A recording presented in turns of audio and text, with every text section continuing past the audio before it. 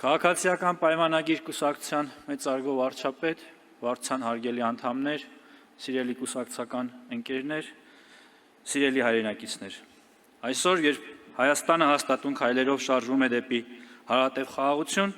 շատ կարևոր է խոսել այն մասին, թե որն է բանակի դերը անվտանգության նոր ճարտարապետության մեջ, ինչպիսին պետք է լինի բանակը եւ ինչ են կարել այն արդիականացնելու համար։ Բանակը Հայաստանի Հանրապետության անվտանգության երաշխավորներից մեկն է, եւ այն պետք է լինի պաշտպանունակ, համալրված ժամանակակից սպառազինությամբ եւ տեխնիկայով, ունակ իրականացնելու երկրի տարածքային ամբողջականությունն ու ինքնիշխանությունը պաշտպանելու իր առաքելությունը։ Եվ որ ամենակարևորն է, պետք է փաստել, որ բանակը Հայաստանի Հանրապետության սահմաններից դուրս անելիք չունի։ Իհարկե, մեծ է գայթակղությունն այսօր անդրադառնալու վերջին շրջանում ակտիվացած բազում փրկիչներին, օտարերկրյա փորձագետների, հրահանգիչների եւ շատ հարգելի արհեստական բանականության երկնած տեքստերին ու ծրագրերին, բայց ես ընդամենը խորհուրդ կտամ նրանց մեկ անգամ կամ գուցե եւս մեկ անգամ կարդալ Հայաստանի Հանրապետության բանակի կերպափոխման հայեցակարգը, որտեղ կգտնեն իրենց բոլոր մտքերի զգալի մասը ոչ միայն հարցերի, այլև լուծումների տեսքով։ Չեմ բացառում, որ հանդիպեն ուղիղ մեջբերումներ։ Այժմ խոսենք նույն հայեցակարգից բխող մի շարք լուծումների մասին, որոնք համակարգային են եւ այսօր արդեն իրենց առանցքային հետքն են թողել բանակաշինության մեջ։ Հստակ պատկերացում են տալիս, թե ինչ է արել իշխող քաղաքական ուժը Հայաստանի Հանրապետության բանակն ավելի պաշտպանունակ դարձնելու համար։ 2022 թվականից մեկնարկած բարեփոխումների ընթացքում ստեղծել ենք համակարգեր, որոնց հիմնական արդյունքների եւ դրական հետևանքների մասին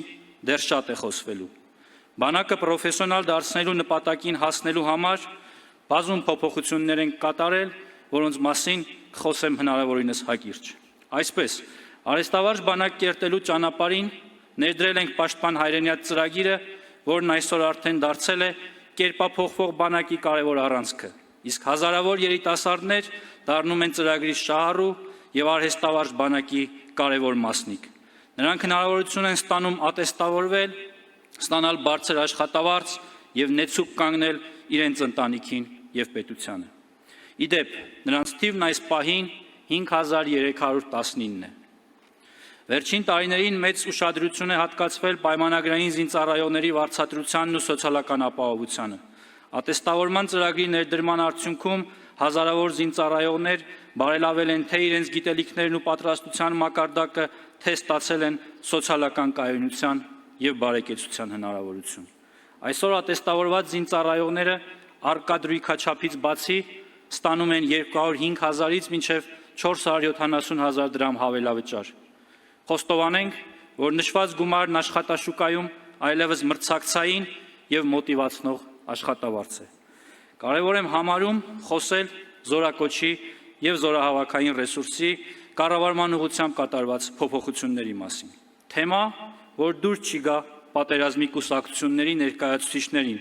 քանզի ժամկետային զինծառայությունից խոսելը նրանք համարում են ուղիղ ակնարկ իրենց դասալիկ գերդաստանների անդամներին, ուժեղ հայրերի, ուժեղ տղերքին ու հիշեցնում նորելուկ քաղաքական գործիչներին իրենց թերարժեքության բարդույթների մասին, բարդույթ, որ շնոր է իրենց ամենազոր ծնողներից, հոպարներից ու քեռիներից։ Եթե անկեղծ, դասալիքները ձեր զավակները չեն, գուցե նրանք մեղավորել չեն, դասալիքը դուք եք, նահատակների զոհողությունը շահարկող, այլոց զավակների հաշվին հոխորտացող պատերազմի մունետիկներ։ Հիմա զորակոչի հաջողությունների մասին։ Սիրելի հայրենակիցներ, 2022 թվականի զորակոչի համեմատությամբ 2025 թվականին զորակոչված զինծառայողների թիվն ավելացել է 25.3%-ով։ Սա մեր կատարած փոփոխությունների եւ հետեւողական աշխատանքի արդյունքն է։ Ուզում եմ նշել նաեւ, որի կատարում են պայմանագրային զինծառայության հաշվին ժամկետային զինծառայության կրճատման մեր խոստման ժամկետային զինծառայությունը Հայաստանի Հանրապետությունում այլևս 1.5 տարի է։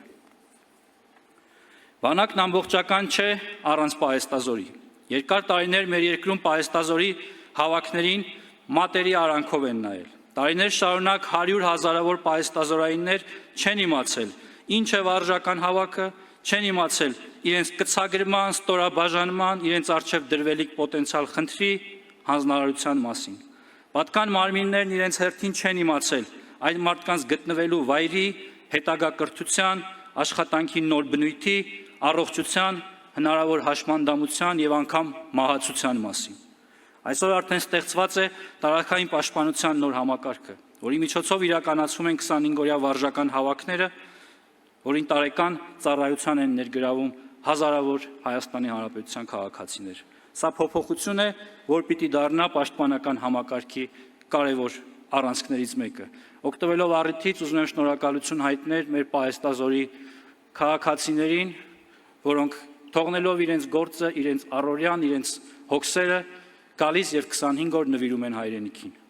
Սպայակազմի համալրման, կրթության եւ վերապատրաստման համար առանցքային են Մոնթե Մելքոնյանի անվան ռազմամարզական վարժարանում եւ Վազգեն Սարգսյանի անվան ռազմական ակադեմիայում կատարված բովանդակային եւ արմատական փոփոխությունները։ Վերանայվել են կրթական ծրագրերը, փոփոխվել են կրթաթոշակի չափերը, բարելավվել կենցաղային եւ ուսումնական պայմանները։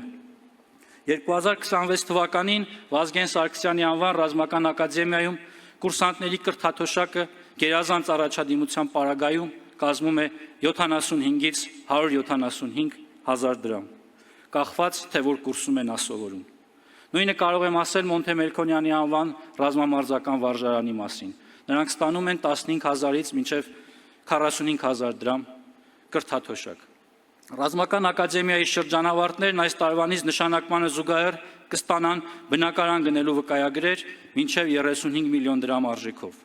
Ռազմական ակադեմիայի շրջանավարտները նշանակվելով ծառայության կարող են ստանալ 620,000-ից մինչև 750,000 դրամ աշխատավարձ։ Առիթ եմ ունեցել նշելու, որ քաղաքացիական պայմանագիր կուսակցության կառավարման տարիներին ի տարբերություն իրենց ուժեղ եւ հաղթանակած հորձորջողների անգամներով մեծացել են բանակի վրա կատարվող ծախսերը։ 2018 թվականին մեր կառավարման մեկնարկին պաշտպանական ծախսերը կազմել են 640 միլիոն դոլար։ 2025 թվականին այն կազմել է 1 միլիարդ 741 միլիոն դոլար։ Տարբերությունը 1 միլիարդ 101 միլիոն դոլար։ Լորեցին կասեր, էշը մեյդանում են ծեծում։ Սա է մեր եւ ձեր տարբերությունը։ Սա է վարչապետ Փաշինյանի եւ ձեր տարբերությունը։ Վերջին օրերին կենտրոնից հրահանգ ստացած մի շարք խմբեր փրփուրը բերաններին իրար խանգարելով խոսում են վարչապետի հայտնած այն տեղեկության մասին, որ առաջիկայում պատե առիթով հաշվետվություն կտանք մեր հանրությանը, ներկայացնելով վերջին տարիներին ձեռքբերված սպառազինությունը եւ ռազմական տեխնիկան։ Չեմ մեջբերի նրանց անհեթեթ մտքերն ու վախերը, բայց կասեմ, որ սա նույնպես էշը մեյդանում ծեծելու ակցիայի շրջանակներում է լինելու եւ ելույթս ավարտեմ ժողովրդական խոսքի համեմված այս յուրօրինակ ակցիայի եւս մի դրվագով։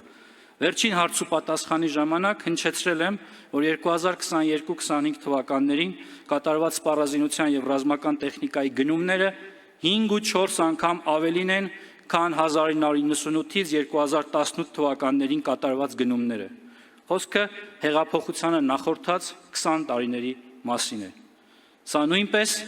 ձեր եւ վարչապետ Փաշինյանի տարբերության մասին է։ Բանակը, հայրենիքը սիրելու մասին է։ Սա նույնպես էշը մեյդանում ծեծելու մասին է։